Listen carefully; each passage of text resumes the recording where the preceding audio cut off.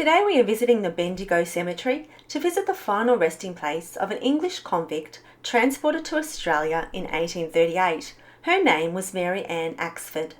Following this, we will take a walk through the area known as Charcoal Gully, where Mary Ann's life met an untimely and violent end.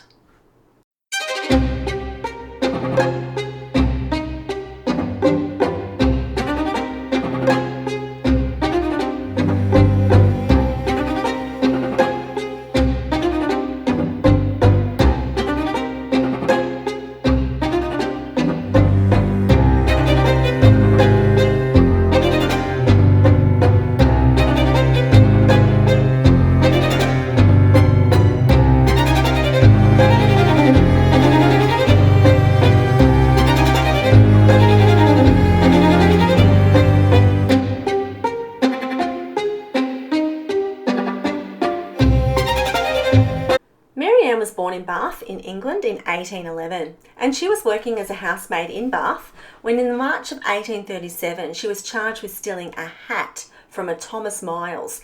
One hat. Now Miles was a chairman at the Blacking Bottle in Bridewell Lane, and Blacking Bottle was a beer house, so a pub. And the Bath Chronicle and Weekly Gazette reported the incident, and they wrote, Mary Ann Axford and Dinah Carter were committed for trial, charged with stealing a hat from Miles, a chairman at the Blacking Bottle in Bridewell Lane. Now, Mary Ann appeared at the first quarter sessions that the City of Bath had ever held on Monday the 11th of April, and the newspaper reported that there were 75 prisoners up for trial. 61 were men and 14 were women, and there were 14 under the age of 16 and 47 under the age of 20, and only 19 of the prisoners could read and write well, so I think that's quite telling. Now on April the 13th, the Bath Chronicle reported that Mary Ann Axford had been sentenced to transportation for 7 years, and I believe that's really quite harsh. Quite a harsh sentence for stealing a hat. However, Mary Ann did have 2 previous offences.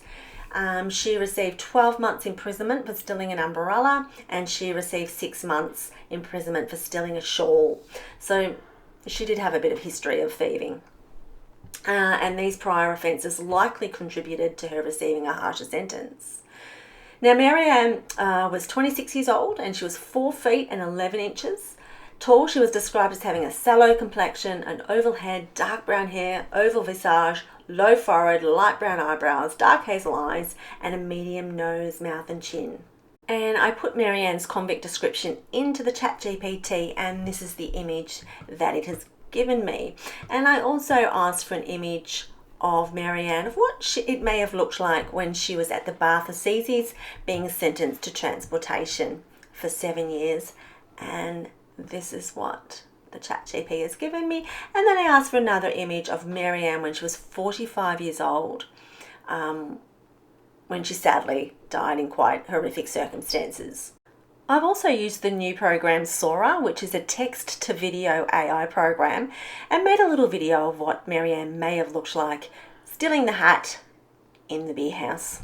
It's amazing what you can do these days. Mary Ann was placed on the transportation ship the Atwick in September of 1837. And now that's the same ship and voyage as Judith McCoy. Now if you remember Judith from a previous video, she's also buried in Bendigo. Now here we are at B4, the B4 section of the Bendigo Cemetery, and Mary Ann is buried in this section. Now she doesn't have a grave or a headstone, and I couldn't find the number. She's buried in grave 3096.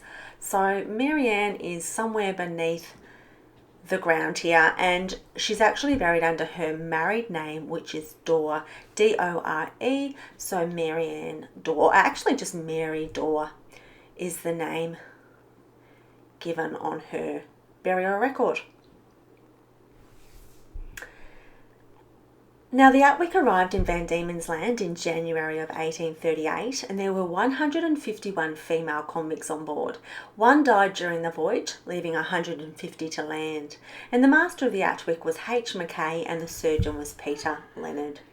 I have sourced the following information about Mary Ann's assignments from the fantastic work of the volunteers at the Female Convict Research Centre in Hobart. Their database is a valuable tool for researching these convict women who were transported to Van Diemen's Land and also the families that they made in Australia. Now, Mary Ann's first assignment was to a Mr. Christopher Wright of Elizabeth Street in Hobart. And on the 6th of June, she was charged by Mr. Wright with being absent all night without leave. And she was put into the cells at the Cascades Female Factory for 4 days on bread and water as a punishment. She was then returned to the Wrights. By July, Mary Ann had been assigned to a Mrs. Willis. And here she was charged with being drunk and absent without leave, and she received 6 days on bread and water at the cells at the female factory, and afterwards was returned to the Willises. In September, Mary Ann was assigned to the Jacksons, and she absconded from there for 3 days before being apprehended and put into crime class at the female factory for 3 months as punishment. Now remember, crime class was for the worst of the worst. Crime class convicts were sentenced to the wash tub, laundering for the factory, orphan school, hospital and the penitentiary. They also carded and spun wool as punishment. Now, after her 6 months in the crime class were up, Mary Ann was assigned to the Wilkinsons. And now I often wonder why these families took in these assignees, women who clearly didn't want to be there and probably caused all sorts of chaos in the home as a result. And I guess the idea of free domestic labour was an enticing one. Anyhow, I'm sure no one is surprised, but Mary Ann absconded again. And it sounds like she was part of the flash mob. She had no doubt encountered these women in crime class, and they would do anything to be sent back to the factory instead of working as domestic slaves for strangers. And as punishment, Mary Ann received an extended 6 months onto her transportation sentence of 7 years. So she was now transported for 7.5 years. In September, she was assigned to the Prices, and she was again convicted of being drunk. Her punishment was 1 month at the wash tub, back at the factory. Yes, this behaviour has flash mob written all over it.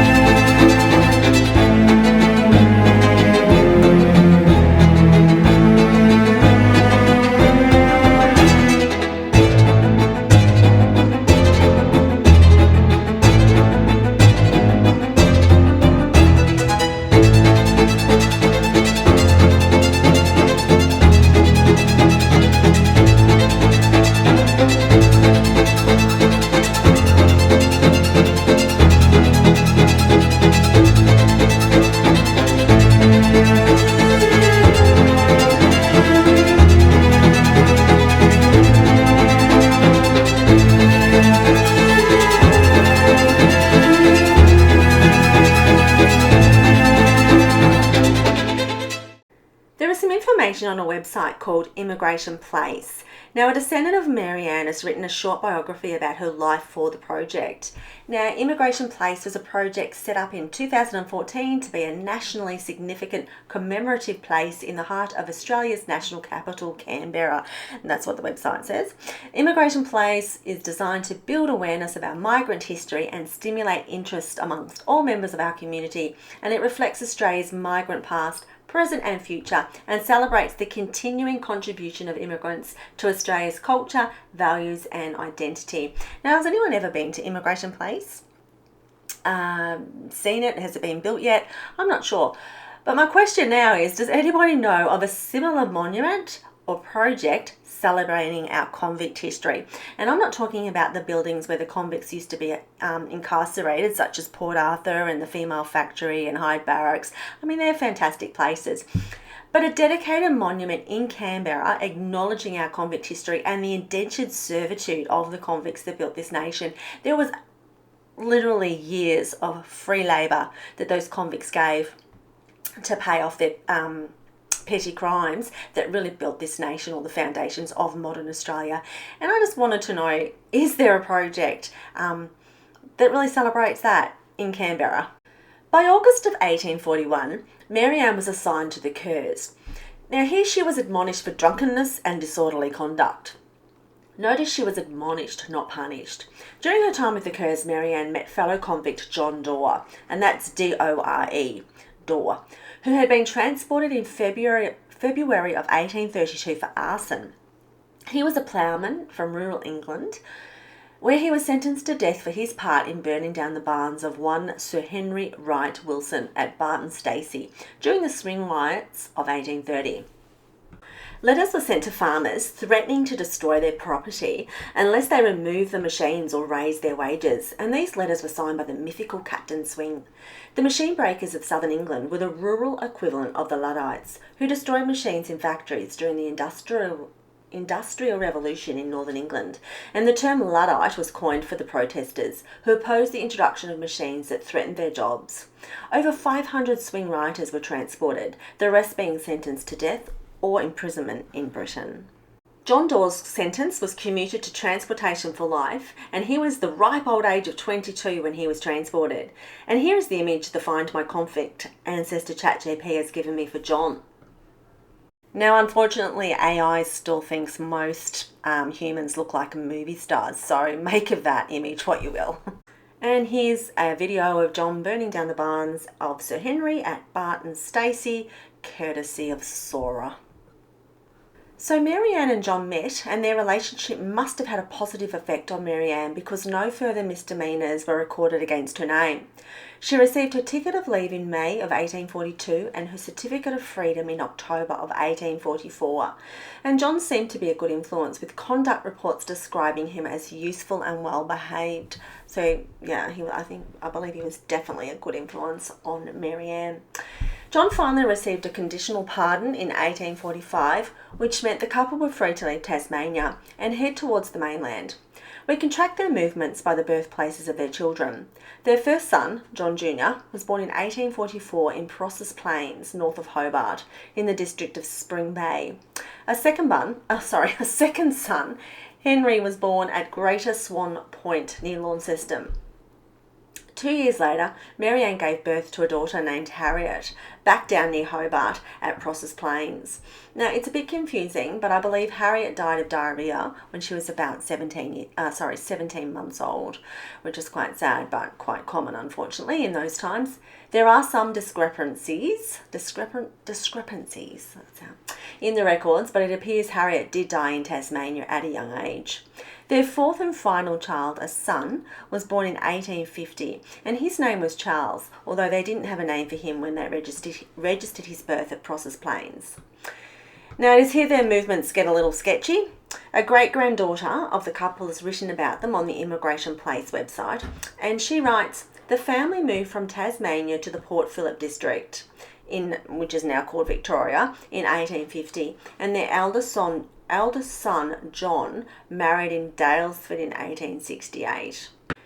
And I purchased Mary Ann's death certificate, and it records her as having a son named George, but I can find no other records about a George, where he was born or anything. So I'm thinking maybe John's middle name might have been George, and he went by that sometimes. I don't know.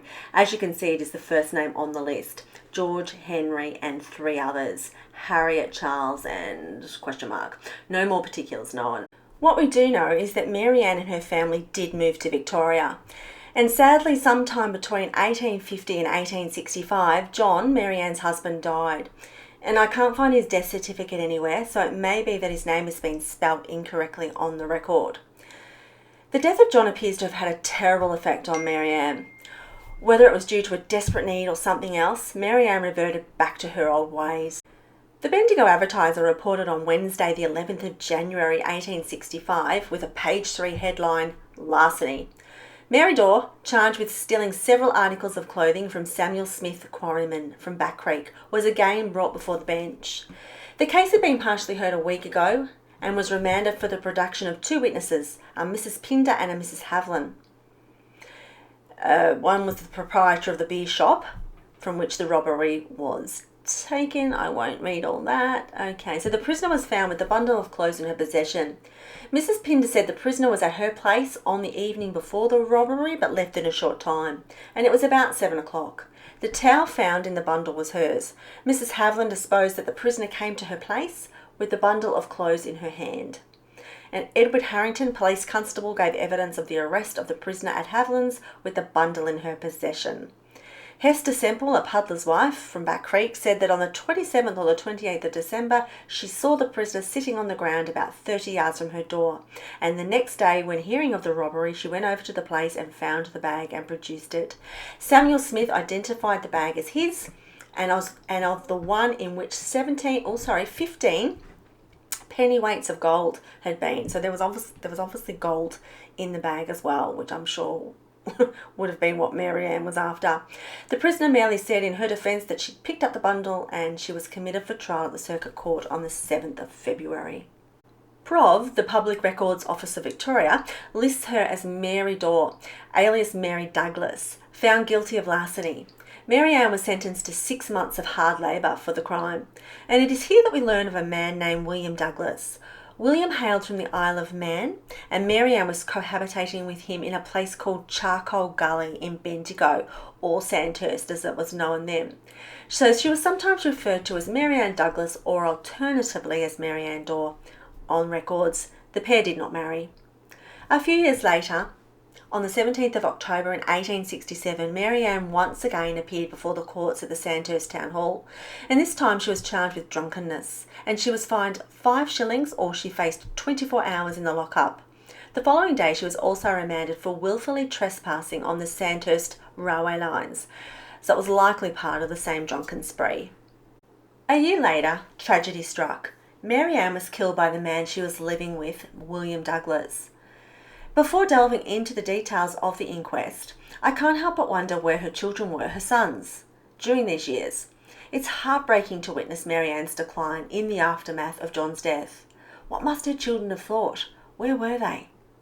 I believe 23-year-old John Jr. was in Dalesford at the time because the records show he was married there at the same year that Mary Ann was murdered.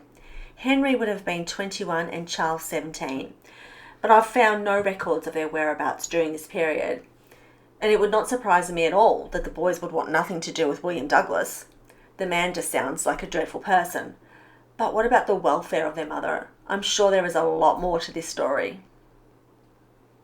Now, the proceedings of the inquest into the death of Mary Ann Dorr at Sandhurst was held on the 18th of August in 1868, the day after she had been brutally murdered by her drunken partner. The cause of death was recorded as congestion of the brain from blows to her head with a jug, inflicted by William Douglas while in a drunken spree. The Bendigo Advertiser reported the news about the inquest on the 19th of August under a page 2 headline which read manslaughter. The reporter wrote, "An inquest was held yesterday by the district coroner at the Bluebell Hotel, High Street, on the body of Mary Dorr, 45 years of age, who died suddenly on the morning of the 17th instant at the residence of William Douglas, with whom she was cohabitating in Charcoal Gully. 7 witnesses were examined and the inquest did not terminate until a late hour. The evidence of the chief witness, Mary Ann Lawrence, a resident of Charcoal Gully, showed that on Sunday the 16th, about 11 o'clock, deceased 11 a.m. that is, deceased and William Douglas were at her place and both appeared as if they had been drinking. Douglas had an earthenware jug in his hand containing beer, of which he gave some to the witness and deceased and drank some himself. An argument then started up between them, in which they called each other names and which resulted in Douglas striking Mary Ann over the head with the jug. The deceased caught hold of him and in the struggle the jug fell to the ground and was broken. The two then went outside and there was some noise, but witness could not say whether Douglas struck the deceased or not. Witness got up, went out and found deceased lying on the ground and Douglas standing beside her. She assisted to take deceased home, but on the road, the deceased fell into a waterhole up to her chin and dragged the witness after her. With the assistance of Douglas, they got out and deceased was got home and put to bed, and the witness returned home. From Dr. Eadie's evidence, it appeared that at about 11 o'clock on Sunday night, Douglas came to him and said that the deceased was ill and cold, having fallen into a waterhole. Witness gave him a powder and a stimulating mixture and told Douglas to return the next day and to let him know how the deceased was, but he did not return. Douglas had stated that he found the woman dead on his return home. Witness made a post-mortem examination on the body and found the lungs much diseased, but the other organs were generally healthy. He found the brain much congested, and the congestion was the cause of death. And the congestion, he had no doubt, arose from the blow on the head with the jug. Dr. Betham, who assisted the post-mortem examination, corroborated the evidence of Dr. Eadie. There were no marks of violence on the body externally.